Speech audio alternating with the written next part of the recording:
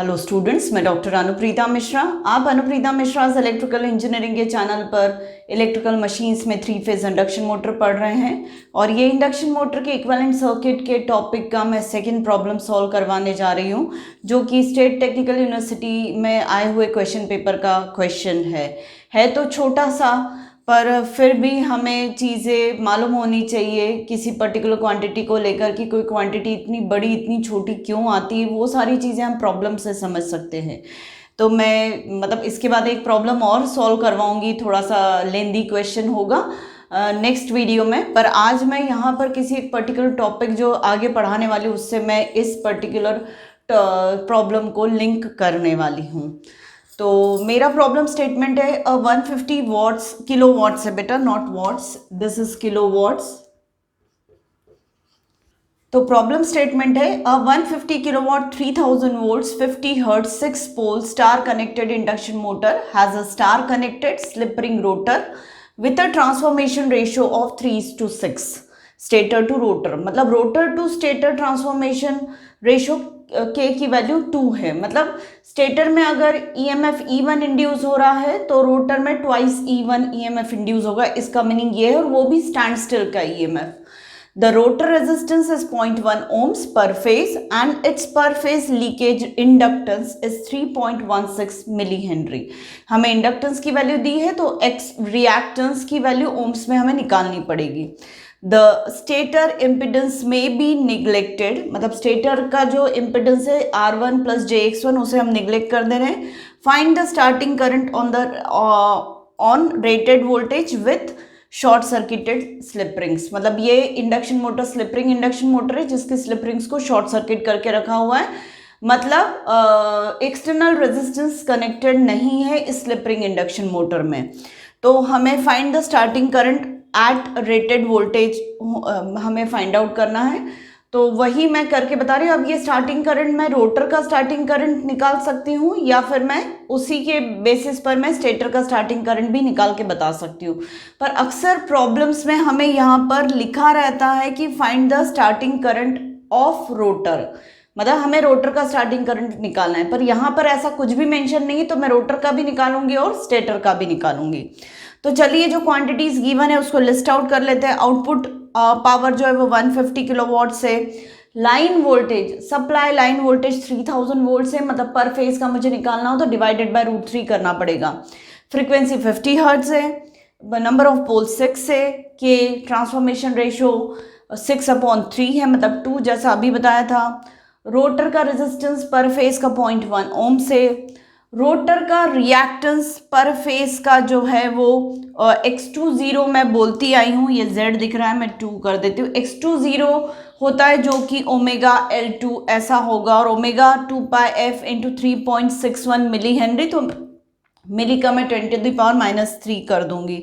तो इस तरीके से इसे पूरा सॉल्व करेंगे। पाई की वजह से 22/7 f की वैल्यू 50, 3.61 इंटू 10⁻³ करेंगे तो 1.13 ओम्स पर फेज आ जाएगा। मतलब रोटर रिएक्टेंस पर फेज का 1.13 ओम्स से।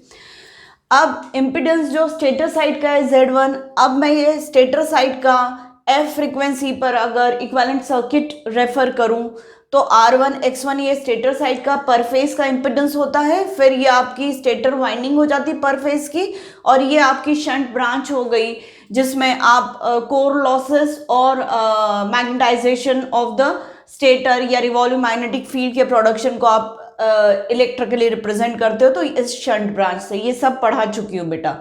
तो यहाँ पर फेज का जो सप्लाई वोल्टेज होगा V1P वो हम अभी निकालेंगे, क्योंकि हमें लाइन वोल्टेज दी है, हमें यहाँ पे पर फेज का वोल्टेज देना पड़ेगा। पर साथ में हमें बोला जा रहा है कि R1 + JX1 जो है उसको निगलेक्ट कर दिया, मतलब उसकी वैल्यू 0 है। इसका सीधा सा मतलब है कि सप्लाई वोल्टेज V1P जो होगा वही सीधा सीधा E1 voltage EMF induced across stator winding due to revolving magnetic field, जो काउंटर EMF E1 आता है वो V1P के बराबर ही होगा, और मैं उसे यूज करूंगी बेटा अभी। अब स्टार्टिंग करंट निकालना है, मतलब S = 1 है, तो स्टार्टिंग रोटर करंट जो होगा I20 स्टैंड स्टिल का वो E20 डिवाइडेड बाय √R2² पर प्लस X20² होता है। E20 अभी मुझे नहीं मालूम, मैं वही आपको बता देती हूँ। तो फेज वोल्टेज जो होगा पर फेज का स्टेटर साइड का V1P जो होगा वो V1L अपॉन √3 होगा, और V1L हमें 3000 दिया है तो 3000 डिवाइडेड बाय √3 करके ये पर फेज का स्टेटर साइड का वोल्टेज, सप्लाई वोल्टेज मैं निकालूंगी। और इस सर्किट को देखते हुए समझ में आ रहा है कि V1P ही E1 होगा, तो मैं वो लिख देती हूँ। स्टेटर इम्पिडेंस निगलेक्टेड है इसलिए E1 is equal to V1P होगा। अब हमें K ट्रांसफॉर्मेशन रेशियो मालूम है 2 होता है, और वो हमेशा स्टैंड स्टिल कंडीशन के रोटर का EMF divided by stator side का मैग्नीट्यूड जो होगा EMF का स्टेटर वाइंडिंग के अक्रॉस। तो रोटर वाइंडिंग के अक्रॉस का वोल्टेज स्टैंड स्टिल कंडीशन का E20 पर फेज का, और ये पर फेज का स्टेटर के अक्रॉस का वाइंडिंग के अक्रॉस का EMF। तो E20 अपन E1 की वैल्यू 2 है, मतलब E20 की वैल्यू ट्वाइस E1 हो जाएगी, और E1 की वैल्यू अभी अभी मैंने बताया V1P है और V1P 3000 बाय √3 है। तो ये जो मैग्नीट्यूड होगा E20 का वो 2 इंटू 3000 अपॉन √3 हो जाएगा।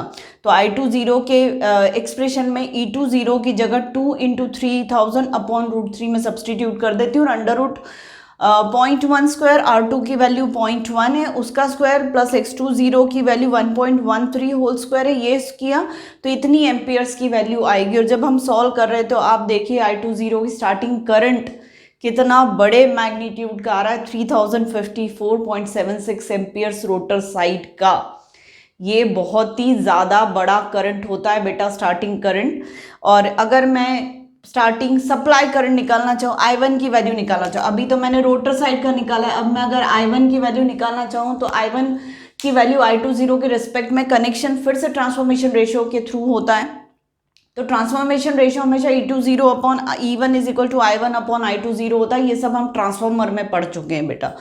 तो I1 की value is equal to K times of I20 हो जाएगी। इसको देखते हुए समझ में आ रहा है तो वो हो जाएगी 6109.52 एम्पियर्स।